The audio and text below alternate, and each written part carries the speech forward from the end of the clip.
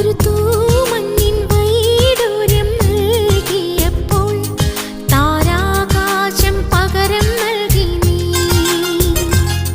ഒരു മൂവന്തി പൂങ്കിണ്ണം ഞാൻ തന്നപ്പോൾ പൊന്നിൻ പുലർകാലം പകരം തന്നു